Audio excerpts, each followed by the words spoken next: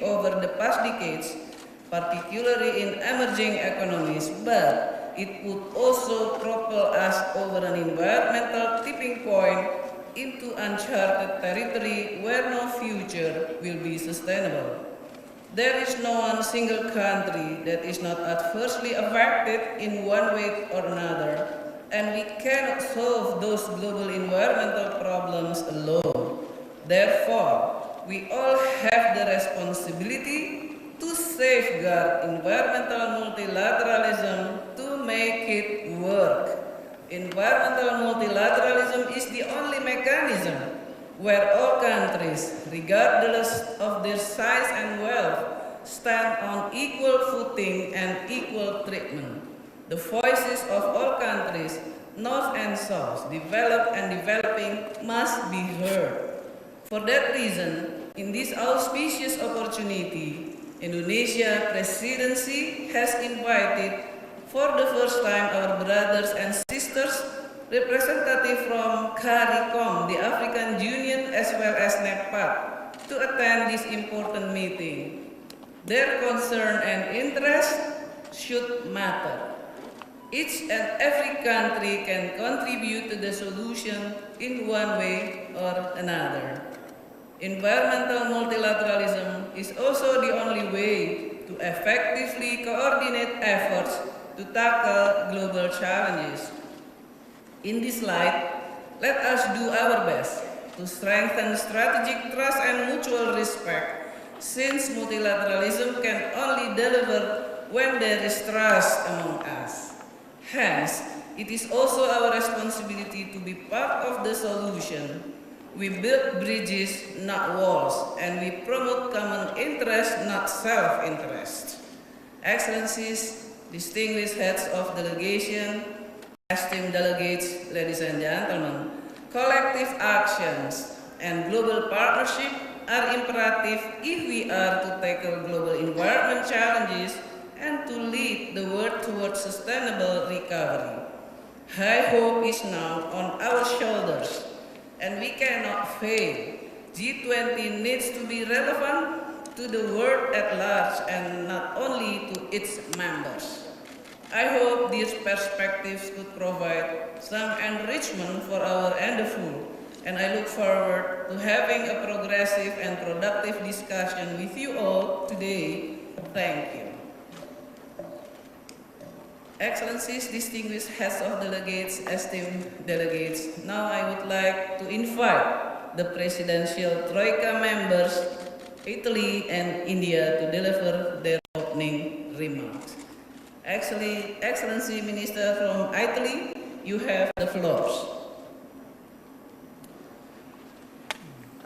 Mrs. Chair, thank you very much for giving me the floor. Italy is honored to deliver some introductory remarks as a member of the Troika. First of all, let me say that we strongly commend the Indonesian presidency for the great leadership demonstrated during these intense months of work and for making all efforts to reach an ambitious outcome here in Bali. We continue to strongly support your work to secure an ambitious final document. Before turning to the main topics of this ministerial meeting, please allow me to reiterate that the Italian government continues to condemn the Russian aggression against Ukraine.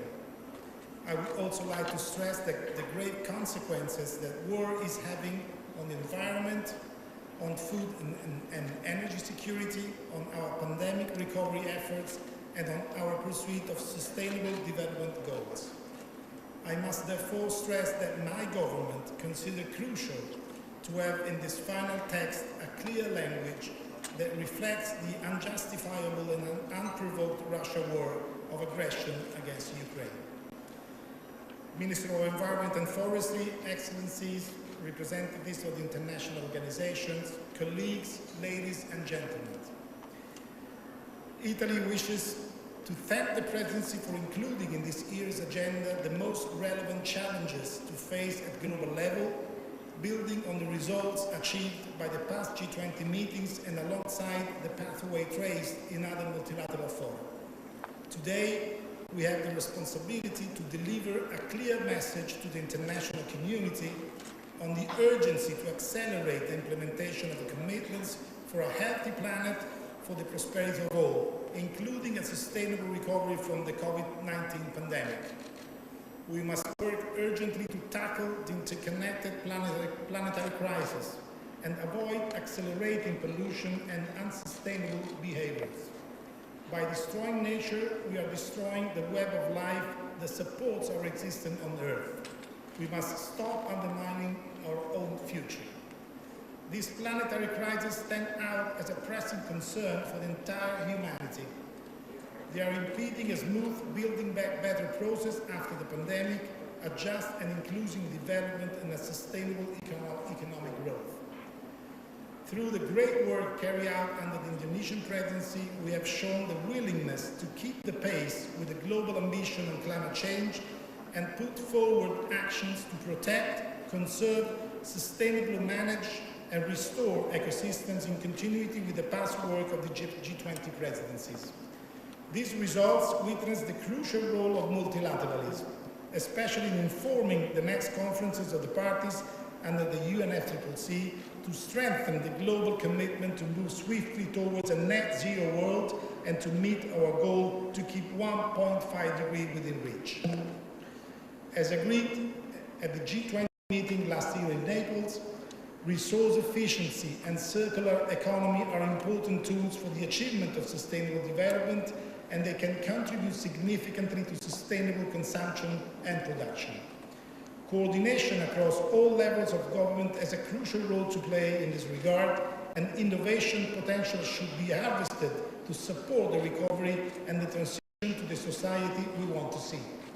Italy believes that these integrated approaches and policy coherence are key levers to enhance sustainability, and that cross-cutting solutions can be mutually beneficial to the purpose of an inclusive, sustainable development. Mr. Chair, in conclusion, Italy wishes to thank again the Indonesian presidency for sparing no efforts in working with determination to bring consensus around a set of key messages to be included in the outcome document, also through the tireless work of the two working groups. Let me finally take this opportunity to wish the incoming Indian presidency a very successful outcome. Italy stands ready to cooperate with you all for your common priorities. Thank you very much. Thank you, Mr. Alessandro Modiano. Now I would like to invite Excellency Minister Sri Buddha Pendayoda, the Minister from India. You have the floor, Your Excellency. Her Excellency, Dr. Siti Nurbaya Baka, Honorable Minister of Environment and Forestry, Republic of Indonesia, Excellencies and distinguished delegates from G20 countries, guest countries, international agencies, my dear friends, ladies and gentlemen. At the outset, I would like to congratulate Her Excellency Dr. Siti Nurbaya Baka for organizing this G20 joint ministerial at Bali. It was here in 2007 that the world adopted the Bali Action Plan, which emphasized that climate change adaptation and disaster risk reduction agendas are closely linked. Therefore, apart from doing everything we can to cut emissions and slow the pace of global warming, we must also adapt to climate consequences so we can protect ourselves and our communities. Excellencies, the world is going through multiple crises with rising energy bills, increasing food insecurity, capital flight from developing countries, and a pandemic that continues to push back years of progress in sustainable development. Alongside this ongoing crisis are the growing threats of climate change, biodiversity loss, and land and ocean pollution. These environmental stresses impose additional burdens on the poorest and most vulnerable who have done little to create global environmental problems and whose development aspirations remain unfulfilled. As our overall objective, we must seek a trinity of jobs, growth, and sustainability embedded in equity and justice. There is an urgent need to mobilize resources to stimulate the economy in a manner that makes it more resilient and sustainable. But the current pace and scale of climate finance from developed countries is not matching the global aspiration to combat climate change. Collectively, work is needed toward turning ambition into action in accordance with the principle of common but differentiated responsibilities and respective capabilities. Excellencies, India is totally committed to driving its low-carbon industry transition through a multi-pronged approach that cuts across sectors and issues. The low-carbon development strategy is enunciated in the Panchamrit, the 5 nectars, is an important reflection of our strong commitment towards sustainable development. The most recent Indian financial budget clearly highlights the need for transition and climate action. So the industry front, the budget specifically mentioned 4 pilot projects for coal gasification and conservation of coal into chemicals required for industry. In order to mobilize resources for green infrastructure, sovereign green bonds will also be issued as a part of the government's financial market approach. India has progressively reduced and rationalized subsidies through elimination of major transport fuel subsidies for better targeting, such as through providing subsidies on renewable sources of energy and concessional tax rates. India also has a range of mechanisms, including the coal cess introduced in 2010, perform, achieve and trade to reduce energy consumption in energy-intensive industries and renewable energy certificate scheme to promote generation of renewable energy. Most recently, India's lower house of parliament has passed a legislation to establish a domestic carbon credit market. In addition, India has recognized that circular economy approaches are key for achieving environmentally sound waste management and is working tirelessly to bring circularity and resource efficiency in 11 waste streams with the preparation of action plans. Excellencies, globally, in order to effectively combat climate change, we must first recognize that development and environment conservation need to be aligned rather than treated exclusive of each other. Secondly, we must decouple economic growth from greenhouse gas emissions while considering national circumstances and principle of common but differentiated responsibilities and respective capabilities. In this regard, Prime Minister Shri Narendra Modi launched a global initiative, Lifestyle for Environment, Life Movement at COP26 in Glasgow, to promote an environment-conscious lifestyle that focuses of mindful and deliberate utilization instead of mindless and destructive consumption of resources. India's enhanced nationally determined contribution to the Paris Agreement include life in their ambition to propagate healthy and sustainable lifestyles based on traditions and values of conservation, moderation and climate justice, and to protect the poor and the vulnerable from the adverse impact of climate change.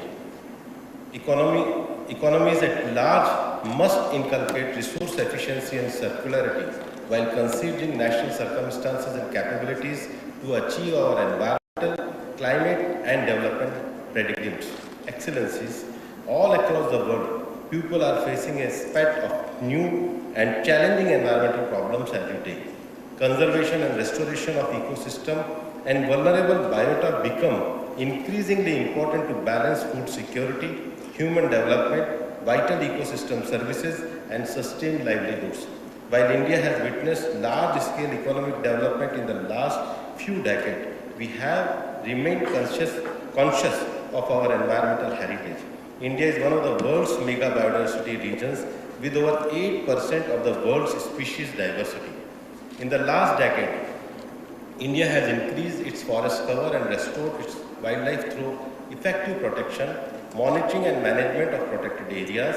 Our effort for halting and reserving soil degradation were also recognized at the UNCCD COP15 earlier this year. India has also notified new rules to create regulatory framework for conservation and management of wetlands, including peatlands. But we must all do more. The world needs greater global collective action to halt and recover biodiversity loss and promote sustainable land management measures. At least 23% of global land area is no longer productive for agriculture use, and 75% land has transformed from its natural state. This is directly affecting at least half of the humanity and threatening half the global GDP, or about USD 44 trillion. Therefore, I welcome our collective decision to reduce degraded land by 50% by 2040 and reverse biodiversity loss by 2030.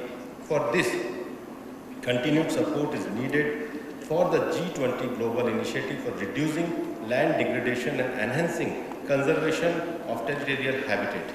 I also welcome effort to conserve, restore, and ensure sustainable use of water-dependent ecosystem. We must develop the legal and governance framework to ensure integrated water resource management. The G20 member must hold a special responsibility toward the ocean. Given that we are all coastal countries, we are cumulatively responsible for 45% of the world's coastline and over 21% of the exclusive economic zones. India supports science-based climate action on the most vulnerable coastal areas and ecosystem, and recognize the importance of improving ocean data collection to build resilience in line with the UN Decade of Ocean Science and Sustainable Development.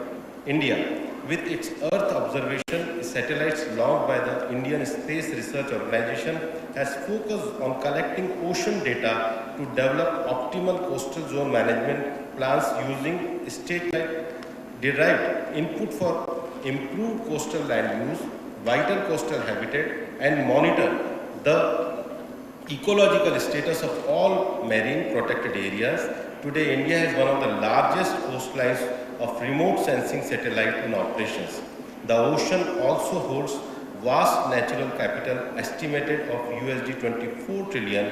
Exploring this immense opportunity must include sustainability practices that enhance rather than degrade the marine environment and provide new growth opportunities rather than disrupt the lives and livelihood of millions of dependent on marine resources. Once again, the need for financial resources, both public and private, to deliver on these ambitions is paramount. Excellencies, the primary responsibility for the transition toward net zero emission rests with those who have historically accounted for most accumulated greenhouse gas concentration in the atmosphere. Ladies and gentlemen, my travel to some African and developed countries alongside in the recent past have further sensitized me to the fact that maximum impact of the climate crisis is being borne by the poorest countries and most vulnerable communities, which have contributed the least to the climate crisis, and lack of technology and capacity and finance required to significantly alter the status quo. However, the promise of climate finance remains a mirage. An added problem is the clubbing of development finance with climate finance. In 2019, 70% of public climate finance was given out as loan instead of grant. In 2019-20, only 6% of climate finance was in grants. This is pushing developing countries into more debt. Developing countries face an estimated gap of USD 1 trillion in COVID-19 spending. While India has not been a traditional contributor of global emissions, we are showing the intent in our action to be a problem solver. India has made remarkable progress in recent years in electrifying all households and rapidly increasing access to clean cooking energy. It is also one of the world's largest markets for deployment of renewable energy. India's national green hydrogen mission promises to be a game changer for reducing emission from hard to abate sectors. All these efforts need investment at lower costs and innovative models for scaling up climate finance to double 2019 level by 2025. Now approaches are also needed to develop and deploy low carbon technologies. To conclude, I would like to emphasize that we must move beyond climate talk to climate action. We do not inherit the earth from our ancestors, we borrow it from our children. Unless we address the various issues prudently and seriously, we are surely doomed for disaster. I would like to end with the old Sanskrit language of Indian Sanskrit language shloka, which encompasses our vision for a healthy world and peaceful life. Now I read in Sanskrit, Om Sarve Bhavantu Sukhina, Sarve Santu Niramaya, Sarva Bhadrani Pashyantu, Ma Kaschit Dukh Bhag Bhavet, Om Shanti Shanti. That means, may all sentient beings to be at peace. May no one suffer from illness. May all see what is auspicious. May no one suffer. Om, peace, peace, peace. Thank you to all. Thank you, Excellency Minister Sri Buddha Pandar Yadav, India. Excellencies and distinguished delegates, let us now proceed to agenda item session 1, which are the presentation by resource persons who will focus on achieving environment objective towards sustainable recovery.